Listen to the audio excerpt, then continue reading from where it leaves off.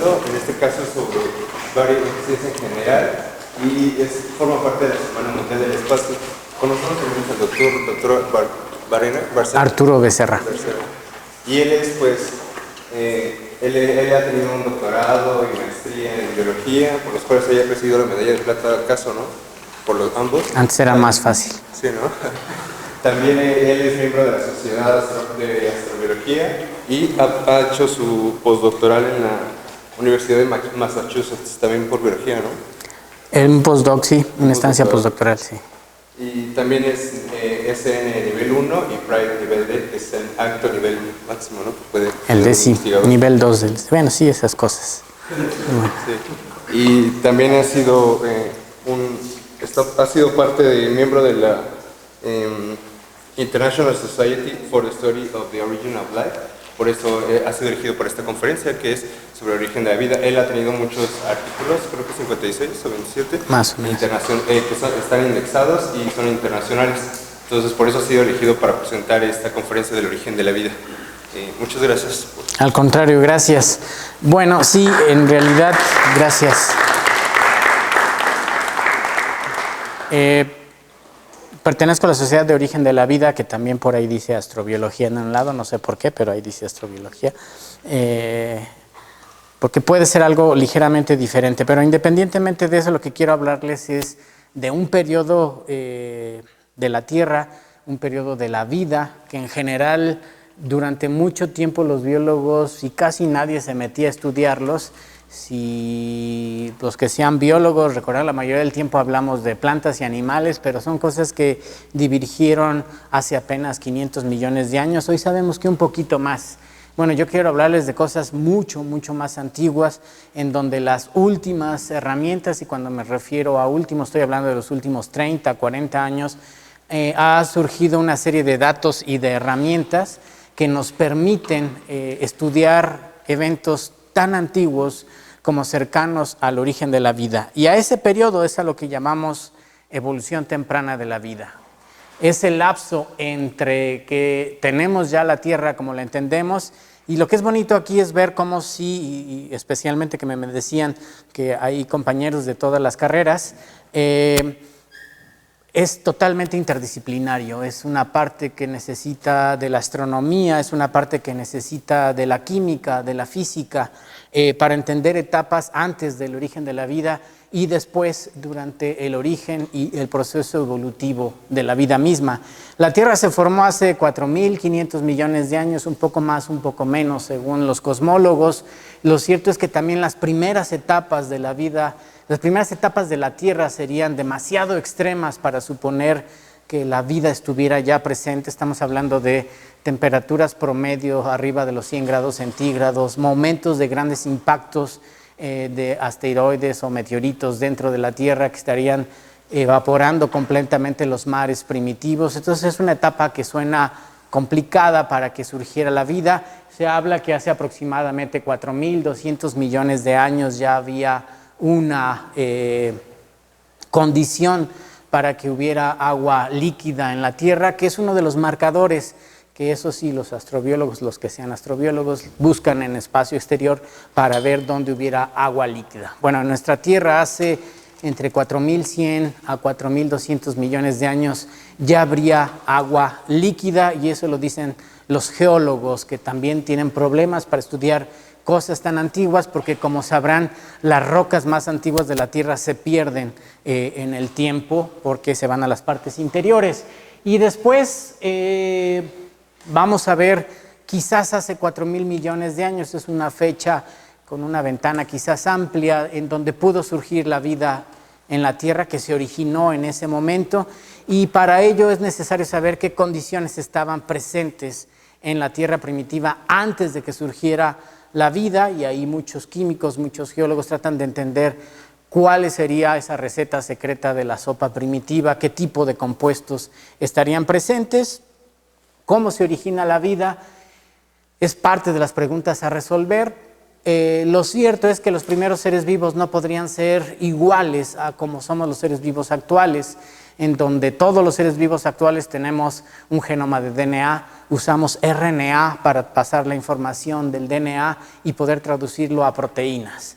Es un proceso muy complejo que seguro no fue el primer proceso. Si eso entonces debió haber sido precedido por otro tipo de organismos, y la hipótesis más robusta en este sentido es que fuimos precedidos por organismos que solo tenían RNA y proteínas, y si nos vamos atrás, incluso solo RNA, y eso habría que conectarlo con etapas cercanas al origen de la vida. Después hay una pregunta que a nuestro grupo de trabajo, que veo que están aquí algunos presentes, nos interesa saber cómo sería el ancestro de todos los seres vivos. Eso que ya hace 150 años decía de manera pálida Darwin sobre, bueno, si esto que digo tiene algo de sentido, a lo mejor todos los seres vivos tienen uno o pocos orígenes. Y bueno, como veremos adelante, desde los años 70 tenemos datos que nos sugieren que sí, que todos los seres vivos estamos emparentados y que por lo tanto deberíamos de tener uno o pocos ancestros, y tratamos de caracterizar usando genómica comparada cómo serían esos primeros seres vivos. Después, y al mismo tiempo, tenemos que entender cómo se ensamblan las rutas metabólicas.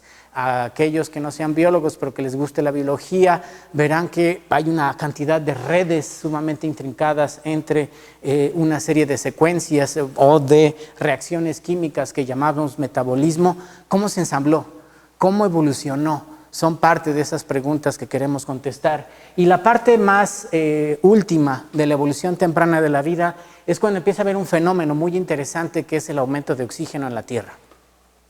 Hace aproximadamente 2.500 millones de años, poquito antes de 2.500 millones de años, empezó a acumularse el oxígeno en nuestra atmósfera. Las primeras atmósferas, una vez que se origina la vida, serían atmósferas sin oxígeno libre. Uno de los primeros resultantes y contaminantes biológicos van a ser el oxígeno. La Tierra va a ser poblada mayoritariamente, hasta donde entendemos, por cianobacterias, que son las que hacen fotosíntesis y que lo siguen haciendo hoy en día dentro de las plantas, y les llamamos cloroplastos, pero en realidad las bacterias, las cianobacterias, son las que liberan oxígeno. Y eso generó uno de los primeros grandes contaminaciones, por así decirlo, en la Tierra. Y como afortunadamente no había Greenpeace en esa época, dejaron que la contaminación siguiera, y esa contaminación generó un cambio radical en los metabolismos. Mucho del metabolismo que estamos haciendo ahorita en este momento tiene que ver con el oxígeno y con protegernos del oxígeno. Cómo surgieron esos procesos metabólicos, y ciertamente que hubiera oxígeno libre da oportunidad a algo, a que las células se acumulen entre sí y empiecen a organizarse entre ellas. Y eso va a dar origen a la célula eucarionte y a la multicelularidad. Gracias a ello podemos en este momento estar discutiendo sobre este problema, porque un ejemplo de multicelularidad conectada entre sí son nuestros cerebros, el mío no tanto, por eso se cae, pero bueno, no importa, gracias. Y que podamos en este momento discurrir esta serie de preguntas. Entonces, eso es evolución temprana, y lo que voy a platicarles muy rápidamente es cómo lo estudiamos. Primero, la parte que nosotros en nuestro grupo no hacemos, es que no está conectado, es, tenemos dos aproximaciones. La sintética, que es tratar de ver cómo se originó la vida antes de que estuviera vivo a partir de lo químico. También le llaman la versión de abajo hacia arriba y de arriba hacia abajo, pero a mí me gusta más de izquierda a derecha que derecha a izquierda, porque abajo hacia arriba tiene esta visión un poco más lamarquista de que hay menos y más evolucionado, y eso no es cierto, sobre todo porque nosotros estamos arriba, y eso claramente, aunque no lo creamos, no somos la última creación de la evolución. Entonces, la parte sintética y la parte que hacemos mucho los biólogos, que es como los biólogos, una de las cosas que nos diferencia entre nuestros compañeros, los físicos, los matemáticos, es que nuestro objeto de estudio tiene un ingrediente histórico. Quizás los astrónomos son los que nos entienden más a los biólogos, porque también estudian, un planeta tiene historia, ¿sí? Igual que un ser vivo tiene historia. Y en ese sentido, lo que hacemos es comparar para tratar de inferir cosas del pasado. Voy a platicarles rápidamente de la primera. Esta sería una visión artística, desde luego, pero su imaginación dará para más. Así era la Tierra hace 4.200 millones de años. estéril, sin seres vivos, pero piénsenlo como químico, piénsenlo como físicos, pues con mucha energía, con una serie de reacciones químicas que estarían dándose en charcas, en lagos primitivos, volcanes, luz ultravioleta, un laboratorio químico verdaderamente significativo en toda la Tierra, ¿sí? Lo que es interesante saber es qué compuestos, qué tipo de reacciones estaban ocurriendo y con qué elementos estaba ocurriendo. Y eso es mucho lo que han hecho desde 1953 los que se dedican a esto, que es la química prebiótica, un área que por alguna razón ha decaído al número de investigadores. Los que solemos ir a las reuniones de ISOL, en general los más viejitos son los químicos prebióticos, y como que no ha habido una renovación en ese sentido, tristemente, o han tenido otras ramas. ¿Qué hacían los químicos o los que hacen química prebiótica? Todavía algunos. En México tenemos algunos representantes que hacen estos análisis de química prebiótica. En ciencias nucleares está la doctora Alicia Negrón, Rafael Navarro, algunos otros que están estudiando esta parte sintética. ¿Cómo sabemos que estaba presente en esa época en la Tierra primitiva? Pues hay dos vías. Uno, analizar directamente los meteoritos y tratar de ver qué compuestos, porque esos, sobre todo los que sean astrónomos saben más que yo en esa parte, pues vienen del cinturón de asteroides, que son restos de lo que formó nuestra nebulosa y que por ende formó nuestro sistema solar, y lo que importa es que quedaron ahí guardados, tanto en la nube de Oort, allá hasta el fondo, con las cosas congeladas que cuando son atraídos por el Sol forman los cometas. Podemos ver qué compuestos estaban formando, qué pedazos de rocas, qué características moleculares tendría la Tierra primitiva, y es impresionante cuando se analiza, por ejemplo, el meteorito de Murchison, que es un meteorito que cayó en Australia en 1969, una condricta carbonácea. Pues vemos de manera impresionante que hay aminoácidos, hay compuestos aromáticos, hay aldehídos, hay alcoholes, hay purinas, hay pirimidinas. Para los que sean biólogos se darán cuenta de lo impresionante que son estos compuestos. A lo mejor a los físicos solo les interesan los alcoholes, pero en general también a los biólogos nos gustan los alcoholes, pero aún los alcoholes son importantes para la vida porque nos permite formar una serie de compuestos importantes. Aquí hay una diapositiva un poquito más desarrollada de este mismo fenómeno.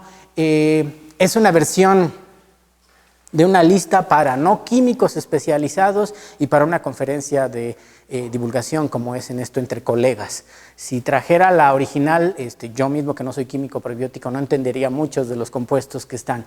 Por ejemplo, para los que son biólogos, se han encontrado más de 90 aminoácidos diferentes. Los seres vivos usamos 20, 22 con aquellos que están modificados, pero hay más de 90 aminoácidos encontrados en meteoritos y cometas. Ahí de uno empezaría a preguntarse, ¿y por qué los seres vivos solo tenemos 20? Si había tanta variedad, ¿no? Bueno, son las preguntas a resolver. La parte importante es, ¿y qué podemos hacer con esto? Con esto, que lo ponemos en un matraz, lo meto al horno microondas 3 minutos y ya tengo un ser vivo. No, desafortunadamente no, aunque puede ser muy optimista el tener este tipo de compuestos, la verdad es que en los detalles hay muchos problemas para pasar de esto a lo que sería un ser vivo. Por ejemplo, la otra aproximación es la teórica. Como saben, hay un experimento secular muy importante en toda esta área que la hizo Stanley Miller, un estudiante que a los 20 y tantos años, 22 años, se queda sin tutor de tesis porque su tutor se va a hacer bombas H, y entonces pues, se queda así, y en una conferencia escucha a Harold Urey, que está hablando de un trabajo teórico. Él dice, los elementos más abundantes en el universo y por lo tanto en la Tierra primitiva tendrían que ser estos, y por lo tanto, dada la química de estos elementos, los compuestos más abundantes tendrían que ser esos que están ahí en la atmósfera primitiva. Alguien en el auditorio pregunta si Urey había leído los trabajos de Oparin. La respuesta es no, pero que sería interesante mezclarlos, y el que mezcla esas ideas es justamente Stanley Miller, que en un experimento, como se ve en esta diapositiva, esta es una copia fiel del primer experimento en el laboratorio de Stanley Miller, pero muchos años después, para reproducir el experimento por cuestiones de televisión, Se ponen estos compuestos a calentar para que tengan una fase gaseosa, van recorriendo hasta acá, vienen a esta ampolleta. Aquí se da un tipo de descarga. Ellos inicialmente habían pensado en luz ultravioleta, pero en 1953 tener una lámpara de luz ultravioleta no era tan fácil. Entonces como que les dijeron, no, tienen otra opción. Dijeron, bueno, descargas eléctricas. Y descargas eléctricas era mucho más fácil. Hoy en día, hasta para ver los billetes usamos lámparas ultravioletas, pero en aquel entonces no.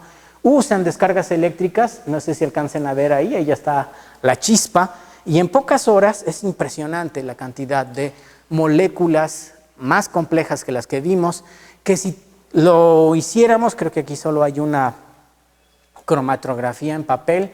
Para las nuevas generaciones no entienden de lo que estoy hablando, pero los que tenemos un poquito más de 40 años, si habremos hecho algún ejercicio, o al menos cuando se les cae la sopa en la servilleta, se van dando cuenta que se van separando partes de colores en la servilleta. Bueno, así es como se hacía la cromatografía en 1953, y lo que descubren es que hay aminoácidos. En realidad, con todos los experimentos que se han hecho después del 53, con todos los tipos de energía, con todas las variables que crean, pues obtenemos los mismos resultados, casi los mismos resultados que lo que encontramos en meteoritos y en cometas. También se han usado proyectos espaciales en donde han ido a posarse directamente sobre un cometa. Los japoneses lo han hecho de manera impresionante. Los europeos, Rosetta el año pasado todavía estaba mandando algo de información. Logran ponerse en un asteroide y mandan datos. Los japoneses lograron posarse sobre uno y mandar rocas que cayeron y luego poder ser analizada. Los mexicanos esperamos a que caigan porque pues, sale más barato, ¿no? Entonces, y porque no tenemos naves. Y han caído en México, como el meteorito Allende, que es muy importante, ¿no? En ese sentido, el análisis que tenemos. Pero bueno, lo que quiero decir es que tenemos un escenario fuertemente sostenido de manera teórica en que la Tierra primitiva, antes de que existiera la vida, era como esa diapositiva. Quizás el color no importa, lo importante es que tendríamos lagos, charcas, con diferentes tipos de energías, con diferentes tipos de compuestos que conocemos. La pregunta es, ¿con eso qué podemos hacer de la vía sintética? Bueno, ¿podemos hacer DNA? La respuesta es no. DNA no, pero podemos hacer moléculas que se parecen mucho al DNA. Y entonces tendríamos que empezar a ver que a lo mejor hay un sesgo de nosotros en querer ver que el DNA es una molécula tan antigua. El DNA es una molécula que ha evolucionado y que entonces el resultado del proceso evolutivo no puede ser primero. Yo podría decir, es que yo lo que veo en los seres vivos es que todos tienen pelo, por lo tanto el primer ser vivo debería de tener pelo. Es decir, creo que tienes un sesgo con los mamíferos, pero hay más cosas que los mamíferos, ¿no? Y entonces, claro, también hay insectos. Podría sentir de risa, pero ¿cuántas especies de cosas no conocemos todavía? Y hoy nos hemos dado cuenta, sobre todo con bacterias. La mayoría de las bacterias son bacterias no cultivables. Es decir, conocemos la menor parte de las bacterias que existen hoy en día, en el 2018. ¿Sí? Conocemos solo lo que podemos cultivar. Por ahí hay algunos estudios metagenómicos que ayudan un poco en ese sentido, que tenemos que hacer algo de metagenómico, ¿me acuerdas? En ese sentido, tenemos solamente una aproximación. Entonces, el DNA es algo como pedir que tuviera pelo. Es demasiado reciente en ese sentido y tuvo que ser precedido por algo. ¿Qué podemos hacer? Pues polímeros de nucleótidos sí se pueden hacer. Se ha visto que las arcillas, y en eso la doctora Negrón de Ciencias Nucleares tiene una línea de trabajo en ese sentido, donde han encontrado que las arcillas pueden ayudar a que se polimericen. ¿Van a hacer DNA? No. Lo que queremos es ver qué características físico-químicas de estas moléculas le permite guardar información, que es lo que queremos que tenía que haber estado presente, una molécula informativa. Hay trabajos muy interesantes, por ejemplo este de Orgel, en donde al colocar un molde dependiente y solo algunos compuestos complementarios no se polimerizan. Pero si le pongo zinc, se polimeriza de manera automática. Y dirá, aquí sí que los metales tienen un papel importante en la biología. Sí, cualquiera que sepa bioquímica y enzima sabe que los metales son esenciales. Lo bonito es que la polimerasa, que es la que hace este trabajo hoy en día con nosotros, tiene zinc. ¿Sí? Entonces es una parte importante que nos ayuda a entender este proceso. La otra pregunta es si podemos tener una membrana. Bueno, una membrana como las que tenemos hoy en día nosotros, la respuesta es no. Algo que parezca una membrana, la respuesta es sí. Simplemente con compuestos como formaldehído puedo formar liposomas que tienen características muy interesantes. Lo único que necesito es un compuesto anfifílico, es decir, que tenga una parte hidrofóbica y una parte hidrofílica, y eso genera por autoorganización cosas como estas. Digo, eso es una membrana. No, una membrana es mucho más que eso. Tiene poros, tiene canales, es un monstruo comparado con esto, pero un monstruo que ha evolucionado durante mucho tiempo. El principio no tendría que ser como ese monstruo, tendría que ser algo más sencillo como esto, y eso se puede obtener. Y hay trabajos en donde han mezclado cosas, ¿no? De manera interesante se ha logrado mezclar todos estos resultados. Es un poco tramposo pero es bonito, en donde ponen ya DNAs hechos y derechos y ponen polimerasas que se usan en el PCR, un proceso normal que usamos los biólogos para reproducir DNA, es una polimerasa de una arquea. Se ponen condiciones de este tipo y se generan desecaciones, aumentos de temperatura y vuelven a repetirse ciclos, igual de como pasa en un PCR, simulando mares primitivos en donde hubiera una marea donde va y viene, y el resultado es que se empiezan a ver fenómenos como de reproducción de estas vesiculitas con material adentro. ¿Eso está vivo? No. ¿Pretenden reproducir vida en el laboratorio? No. Lo que pretenden es ver hasta dónde pueden llegar estos compuestos en ese sentido, y los logros son interesantes. En ese aspecto hay una parte que se ha modificado en esta visión para origen de la vida. Esa es la visión que la mayoría de los biólogos y algunos químicos que nos dedicamos a esta área la tomamos como la escuela de trabajo, ¿no? Como una hipótesis a trabajar, que es la que desarrolló Parin hace más de 100 años, en donde hubo 100 años atrás, pensando en una atmósfera reductora, conectando la evolución química con la evolución biológica, una atmósfera reductora donde habría compuestos orgánicos, la famosa sopa primitiva, usa un modelo para decir cómo serían esos primeros modelos de seres vivos, y luego una bacteria heterótrofa como un primer ser vivo.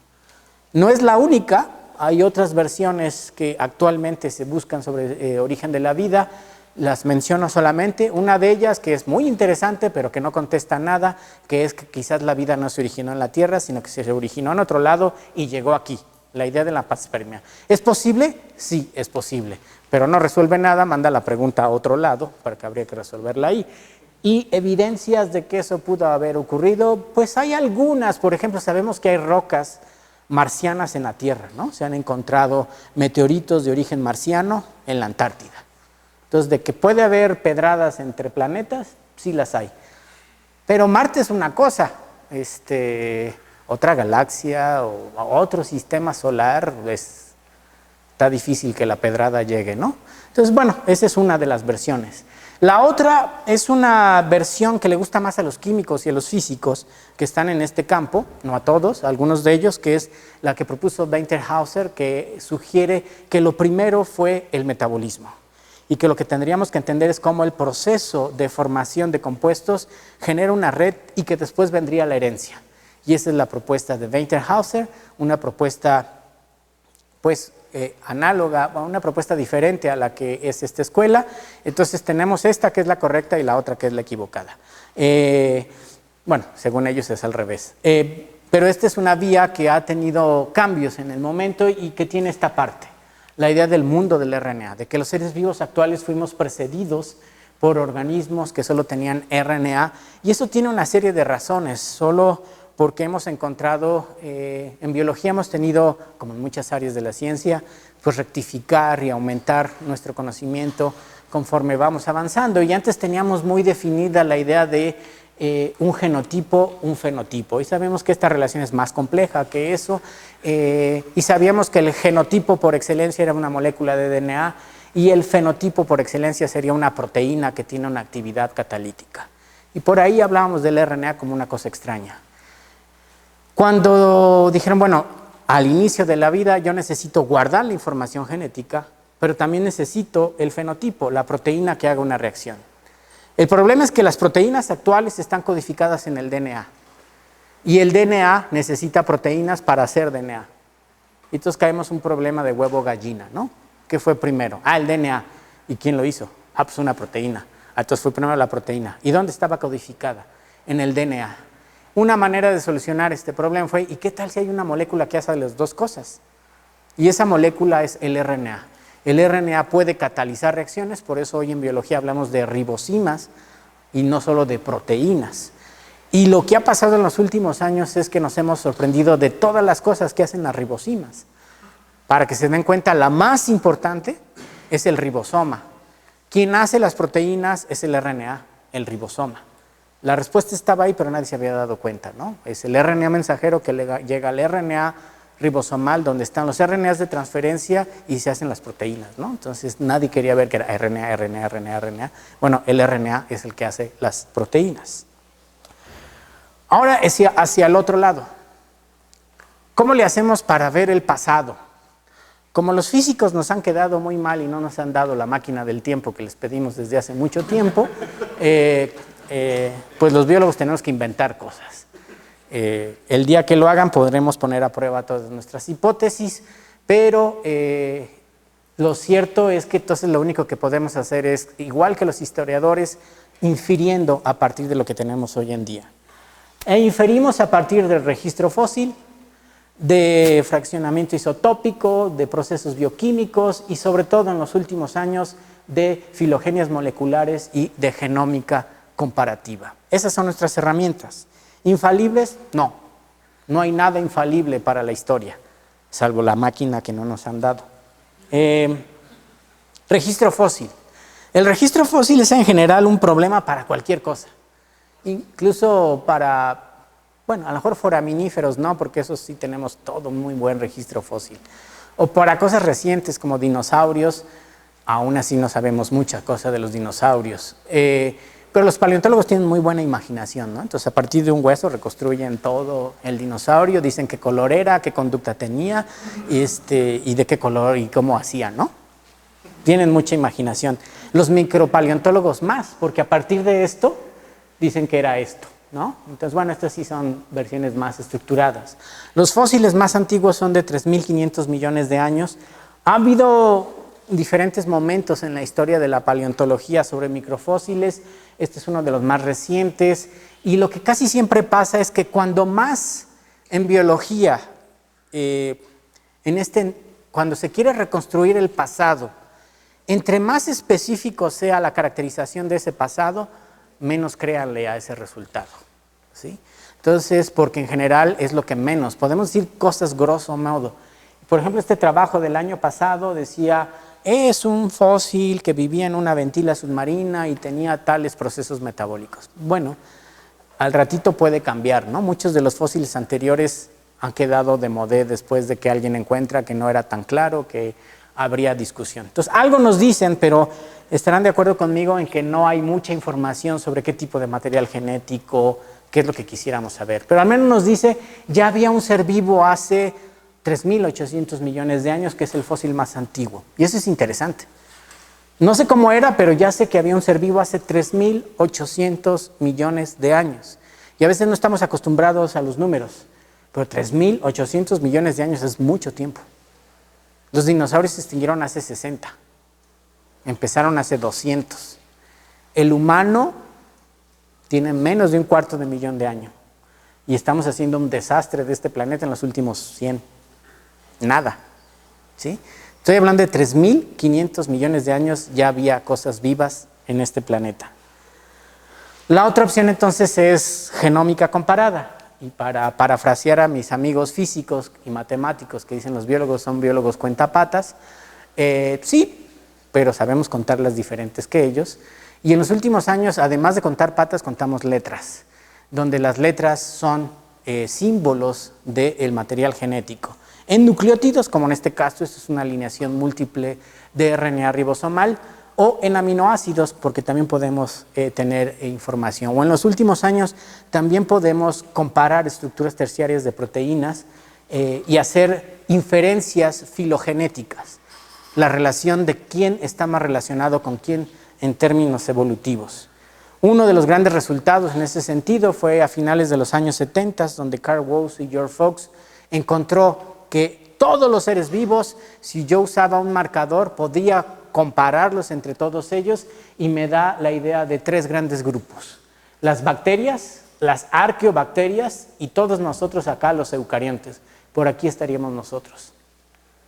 Debo decirles que la versión más reciente, creo que está una diapositiva ya al final, hay quien sugiere que en realidad solo hay dos grandes grupos: bacterias y arqueobacterias. Y resulta que nosotros no somos más que una línea de arqueobacterias, somos una arqueobacteria muy rara, todos saliendo de acá. Bueno, no me importa, lo que importa es que todos los seres vivos tienen un ancestro común y lo que hacemos es tratar de entenderlo.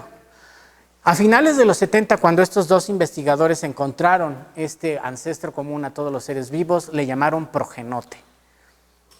¿Por qué? Porque ellos creían que se estaban acercando mucho al origen de la vida y que estaban pensando sin quererlo en el mundo del RNA. Estaban diciendo, era algo en donde el genotipo y el fenotipo no están completamente separados. Es algo muy, muy, muy antiguo y le llamaron progenote. A partir de que tenemos genomas completos secuenciados, lo platicaba hace ratito, en finales del 96 tenemos el primer genoma completo secuenciado.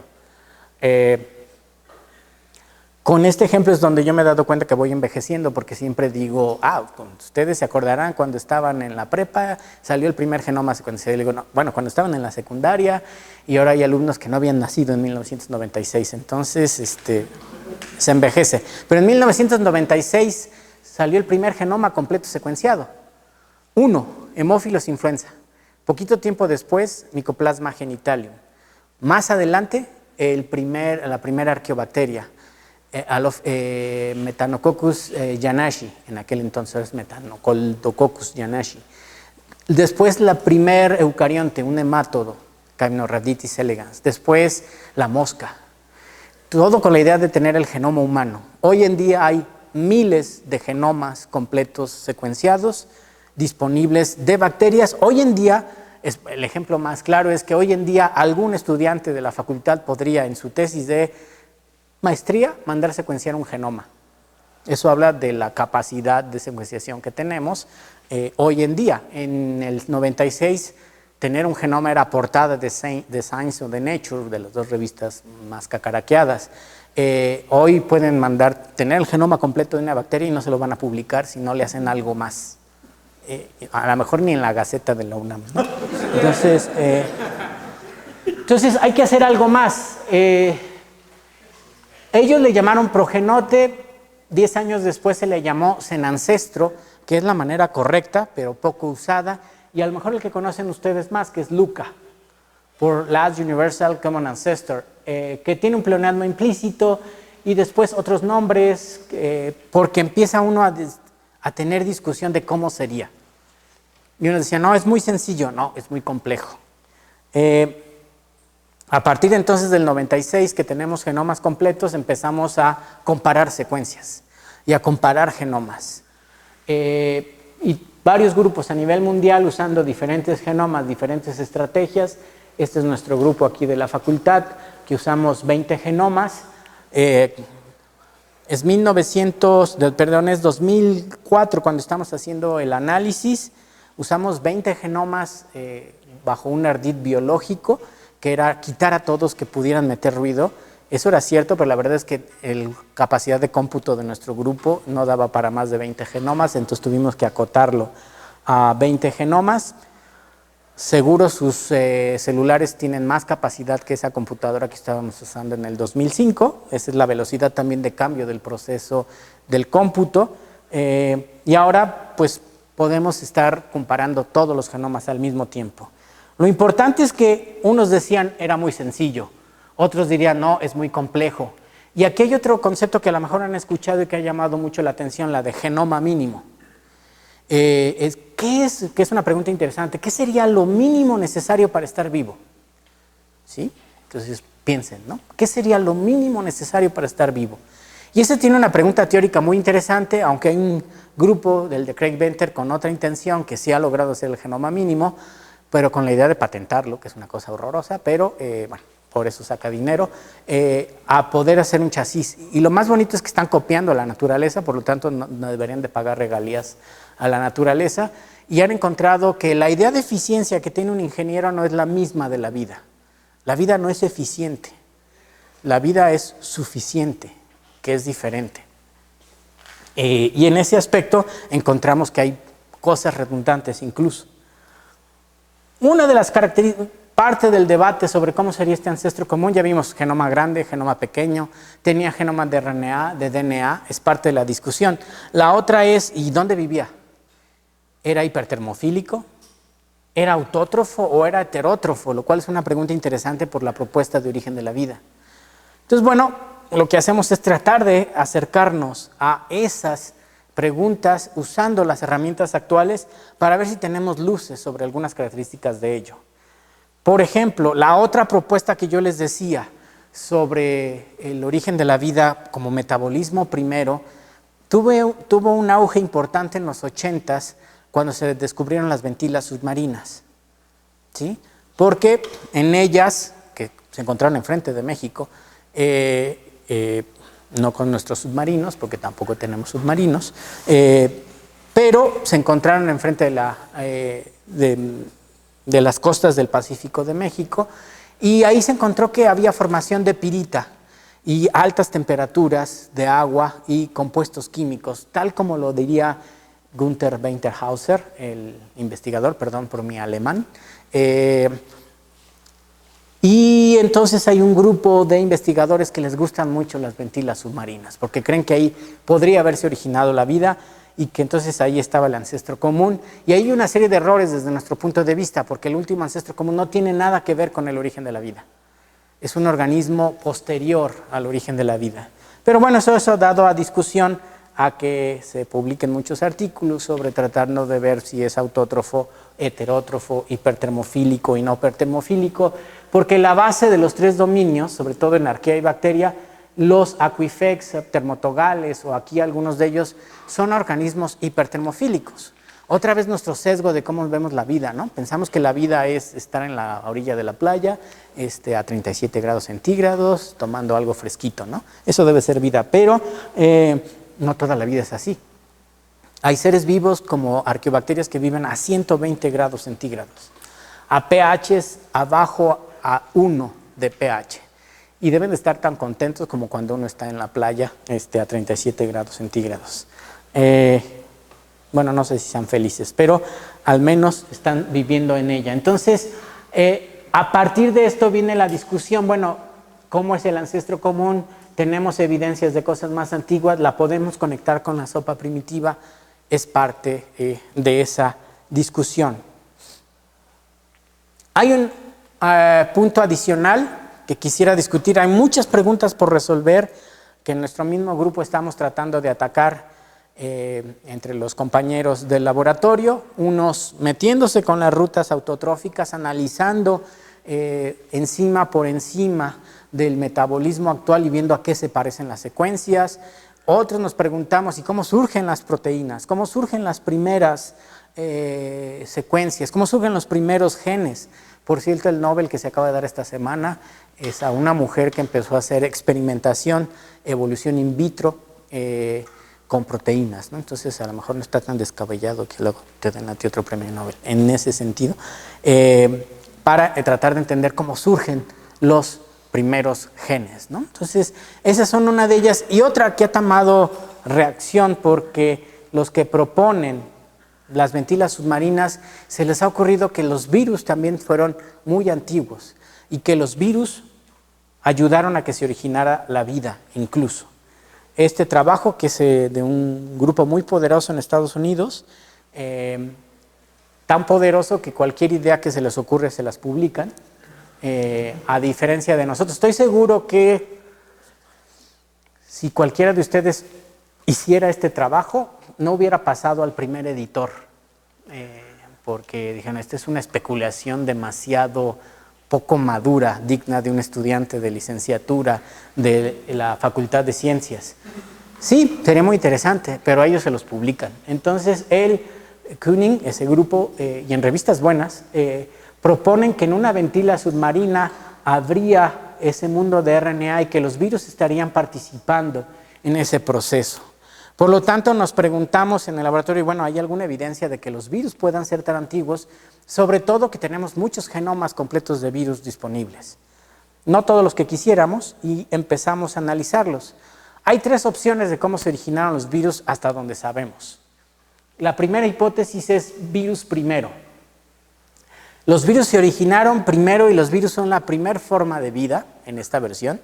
Y luego van a participar para que surjan las células como las entendemos y por eso ahí andan los virus. Es virus primero. La otra es muy bonita, es la idea de reducción. Mycoplasma genitalium es una bacteria que por su nombre ya saben dónde vive, que es patógena, que conforme todos los parásitos vamos a ver que en biología suelen perder cosas. ¿Por qué? Pues no pasa nada porque lo toman del hospedero, ¿no? Entonces son más pequeños, más pequeños, más pequeños. Está el caso de Buchnera, que es un género de bacterias que solo tiene 400 genes, muy pequeñito, que vive adentro de áfidos, ¿sí? Entonces, la idea esta es que son bacterias o seres vivos que fueron haciendo chiquitos hasta llegar a virus. Y la tercera, que es la que nosotros consideramos que es la más factible, que es la del escape de material genético. Es decir, una vez que tenemos una maquinaria tan compleja como lo es una célula, yo puedo pasar la información a otra célula y eso que pase la información se llaman virus. No sabemos cómo se originan los virus ni cuándo, pero estas son las 3 hipótesis. Lo que hicimos en el laboratorio fue hacer un análisis comparativo de los genomas. Primero dijeron, los virus de RNA son los más antiguos porque tienen que ver con el mundo del RNA. Sonaba adecuado, pero cuando analizamos los virus de RNA, aquí están, los de azul son virus de DNA y los de RNA rojos. Y el tamaño de las bolitas es proporcional al tamaño de su genoma. Primer dato interesante, los genomas más pequeños de virus son de DNA, no de RNA. Y los más grandes son de DNA, no de RNA. Y luego lo que parasitan, uno esperaría, pues los virus de RNA, si son tan antiguos, deben parasitar bacterias. ¿Sí? Pues no, parasitan más eucariontes. Vean, aquí están todos los rojos. Es más, uno de los grupos que más virus de RNA tiene son las plantas. Y las plantas serán lo que quieran, pero no son antiguas. Bueno, en comparación a esto que estoy hablando, ¿no? Incluso, y mejor aún, cuando vemos bacterias y arqueas, no hemos encontrado ningún virus de RNA en arqueobacterias. A lo mejor porque no hemos buscado bien, es un grupo muy difícil de estudiar, pero no se ha encontrado ninguno. Y en bacterias, que sí es un grupo muy estudiado, solo las protobacterias tienen virus de RNA. Para los que no sean biólogos, las protobacterias son muchas de ellas las que viven dentro de animales. Es decir, están muy relacionados con los eucariontes. Eso sugiere que en realidad quizás no sean tan antiguos. Al menos eso es lo que nosotros proponemos. Y ahora estamos haciendo una cosa que se llama filogenómica. Uno tomaba un marcador molecular y hacía una filogenia. Y tardaba y hacía todo un doctorado para hacer una filogenia. Hoy lo que se puede hacer es una filogenia por cada uno de los genes de cada genoma. Y hacer miles de filogenias por cada genoma. ¿Sí? Eso cuesta mucho trabajo. Pero afortunadamente lo hacen los estudiantes, no uno. Entonces uno le dice a Pepe, ponte a hacer eso, y se pone a hacer eso. Y se tarda mucho, pero lo hace. Y son miles y miles de genomas. Y eso está apoyando nuestra idea que gran parte de lo que conforma los virus está más relacionado con el hospedero que con otros virus. ¿Qué significa que los virus surgen de nosotros? Que los virus surgen del hospedero. Eso empata con la idea de que los virus tienen un origen de fuga de material genético. No es todo, pero en parte eso están diciendo nuestros resultados. ¿Dónde se ubican los virus? Veo un problema taxonómico. Esta es la versión más reciente de que serían, fíjense, todo esto de acá arriba son bacterias. Todo esto son bacterias no cultivables. Todo esto se ha hecho con metagenómica, lo dije bien, en donde van a un charco, hacen un chocomil, extraen DNA, no saben de qué, y cuando lo comparan dicen, aquí hay un montón de bichos que no conocemos. Cultiva eso que salió ahí, no puedes. Todos estos son bacterias no cultivables. Todos estos son bacterias que conocemos. Y acá están las arqueobacterias, todas las arqueobacterias. Y aquí hay una línea muy especial donde estamos nosotros, los eucariontes. ¿Dónde ponemos a los virus? Bueno, también hay una discusión que dicen, bueno, los virus tendrían que tener una rama especial. Decimos, no, en realidad son parte de cada uno de los organismos y hay una discusión al respecto. Bueno, lo importante es, este es el cuarto dominio que propuso Raoult en Francia, y hay toda una discusión de que pues eso no tiene mucho caso, al menos nuestros resultados no apoyan esta idea, y esta es la filogenómica, este es uno de las filogenias. Muy rápido, aquí tenemos nuestra secuencia problema en virus, el rojo. Si la hipótesis es la siguiente, si todos los virus tienen un origen común, deberían quedar en un solo clado y luego todos los demás. Pero cuando yo veo el virus que yo mando a analizar, queda con eucariontes. Que este virus ataca eucariontes y no con otros virus que quedan separados, lo cual significa que hay una señal de que esto pudiera venir del eucarionte. Hay algunos que dicen, ¿y qué tal si viene al revés? Bueno, pues sería decir que nosotros venimos de virus, lo cual es un poco más complicado. Bueno, para terminar, entonces hay muchas preguntas que resolver en evolución temprana de la vida. Preguntas desde parte de la química prebiótica, el mismo origen de la vida, si realmente los primeros seres vivos no tenían un genoma de DNA y fuimos precedidos por RNA, habría que contestar entre el origen de la vida y el RNA, ¿cuál fueron las moléculas que hubieron? Y entre el RNA y a nosotros, ¿por qué pasamos de RNA a tener RNA proteínas y por qué ahora tenemos DNA RNA proteínas?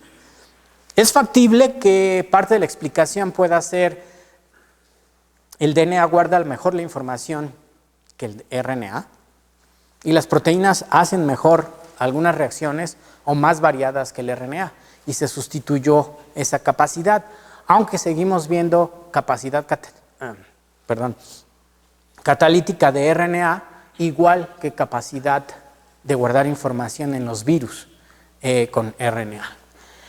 ¿Cómo era el último ancestro común de todos los seres vivos? Creo que lo que podemos decir es parecido a una bacteria moderna. Esa es una noticia interesante, pero a veces mala, porque significa que está muy lejos del origen de la vida y que por lo tanto tendríamos que hacer más preguntas sobre cómo era esta. ¿Cómo evolucionaron las rutas metabólicas? Más o menos vamos viendo cómo. La metanogénesis, que aquí está Israel, que está trabajando esa parte en el laboratorio, pues indica que a lo mejor sí es muy antigua, pero no es primitiva, no estaba en el origen de la vida. ¿Cuáles fueron las primeras rutas metabólicas y cómo se elaboraron? ¿Cómo surgieron los genes que fueron dando posible este crecimiento de estos primeros seres vivos? Es algo que seguimos estudiando. Entonces, preguntas hay muchas. Creo que debía advertirles al inicio de la plática, ya es un poco tarde, ya se la chutaron. No va a haber muchas respuestas en esta plática, va a haber muchas preguntas. Pero creo que es lo más interesante en ciencia, generar preguntas y tratar de contestarlas.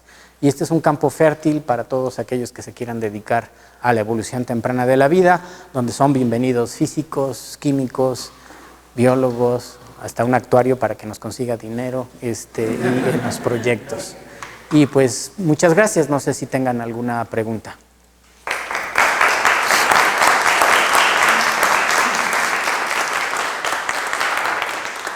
Bueno, les hacemos una entrega de una constancia. Muchas gracias. ¿Y alguien tiene alguna pregunta que quiera hacer pronto? Perdón, y de todo esto los responsables son los electrones, los átomos, las moléculas. Bueno, sin electrones, sin átomos no hay nada de esto, Sí, ¿no? pero vaya, como son los que tienen cierta libertad, y entiendo, nos dicen de química, pues hay esa atracción entre los átomos, de las moléculas, pero quien interactúa parece que son los que están afuera, no son los electrones. Sí, hay una parte que no profundicé y me gustaría mencionarla en este sentido. Es curioso que la química más abundante en la vida es de los elementos más abundantes en el universo. El hidrógeno, el helio no cuenta, pero luego nos vamos a los siguientes elementos, ¿sí? Y tenemos al carbono. Y la vida es una química alrededor del carbono. El famoso Chon Pérez Sánchez, carbono, hidrógeno, oxígeno, nitrógeno, fósforo, azufre y otros más. Toda la vida es de los elementos de arriba, que para los que son químicos saben más, pues son los más livianos. Entonces hay una reacción sobre estos procesos que tiene que ver con esta química. Pero así como la química es un área, tiene una serie de propiedades emergentes de la física y por eso hay químicos, la vida es una propiedad emergente de características físicas y químicas. Y por eso la física y la química ayudan a explicar, pero no son suficientes para explicar esas propiedades emergentes. Al igual que los biólogos no podemos explicar fenómenos sociales. Porque uno podría decir, el movimiento del 68 fue hecho por animales, no solo los de verde, ¿no? Porque somos animales. Entonces puede decir, entonces es el fenómeno biológico que muy típico. No, hay propiedades emergentes que tienen que ver con la cultura. Y la cultura lo ven los antropólogos, lo ven los sociólogos. Los biólogos sería algo de biológico tiene todo eso que pasó ahí, como algo de físico tiene. Pero sí es demasiado estirar la biología para querer explicar por qué hay movimientos sociales y por qué hay gente tan mala, ¿no? Pensé otra palabra, pero bueno, en eso. Es muy difícil que la biología misma pueda explicar. Así, la relación de un electrón, claro que es parte incluso del movimiento social, pero querer explicar la vida solo por electrón sería excesivo, desde mi punto de vista. Bueno, mi pregunta es, entonces, con base en lo que nos presentó Andrés, bien podríamos decir que los virus, pues, son prácticamente una consecuencia de los eucariontes. Algunos virus de RNA, porque también hay virus de bacterias. Entonces, voy a hacerlo más extendido. Me gusta tu propuesta. Los virus son una consecuencia de las células. Esa es nuestra visión. Hay otras que están mal, ¿no? Pero hay otras visiones en ese sentido. No lo sabemos, pero hasta lo que vemos, sí, los virus son una consecuencia evolutiva polifilética de la célula. Hay autores como Patrick Forter que dirán, no, es al revés. Las células son consecuencia evolutiva de los virus. Y hablan de la virosome, hablan de la virósfera, que da origen a los virus, ¿no? Están las dos visiones, pero yo estaría de acuerdo contigo en esa postura. Sí. Bueno, mi pregunta quizás va un poquito más allá del planeta Tierra. Ajá. Y bueno, básicamente si es posible la vida en ausencia del agua o en un ambiente con metano, como agua. Sí, la vida no tiene que ser exactamente como la conocemos, pero sí apostaría, y sí me voy al terreno más de la química, hay un determinismo un poquito más fuerte. Conforme nos salimos de la física vamos perdiendo determinismo y conforme nos acercamos vamos ganando determinismo. Y en esa parte química yo diría, ¿es posible que haya vida en otra parte del universo? La respuesta es sí. No me comprometo porque no hay manera que lo compruebes. Entonces, pero dado lo que conocemos es factible. Yo lo que diría es que si encontramos vida en otra parte del universo tendría que ser alrededor de la química del carbono. O sea, a lo mejor no es agua, a lo mejor es metano. ¿Sí? Puede ser. Un químico nos podrá corregir más. Por ejemplo, hubo mucho tiempo alguien que dijo que silicio, en vez de carbono, silicio, porque es el que está bajito. Hasta que vino alguien más que sabía química y dijo, oye, no. La última capa de electrones del silicio, ahí no hay tanta actividad, ahí no se puede. Bueno, entonces me regreso. Entonces tiene que ser alrededor del carbono. Entonces sí, la mala noticia es que según los astrónomos estamos muy lejos de todo, ¿no? Entonces se cacaraqueó el año pasado un sistema planetario cerquísima, 40 años luz. Para mí eso no es cerquísima, pero para ellos sí, ¿no? Si hay vida ahí, no hay manera de saberlo. Ahorita, ¿no? Aún así hay muchos intentos por detectar agua líquida o algún tipo de actividad que logre tener. Está bien esta parte de SETI de los físicos, que suponen que si hubiera vida inteligente habría algún tipo de señal y que podríamos detectarla. Sí, pero la inteligencia, lo que les digo como biólogo, es una opción más. Entonces, no tiene, si hay vida no tiene por qué ir a inteligencia. Se va a todos lados. Y simplemente en la Tierra hemos vivido la mayoría del tiempo sin seres inteligentes. Y el que presume ser más inteligente es el que más caos está generando en este momento, ¿no? Entonces, pues a lo mejor hace que se acabe la vida más rápida, entonces no nos va a llegar señal, ¿no? Pues muchas gracias.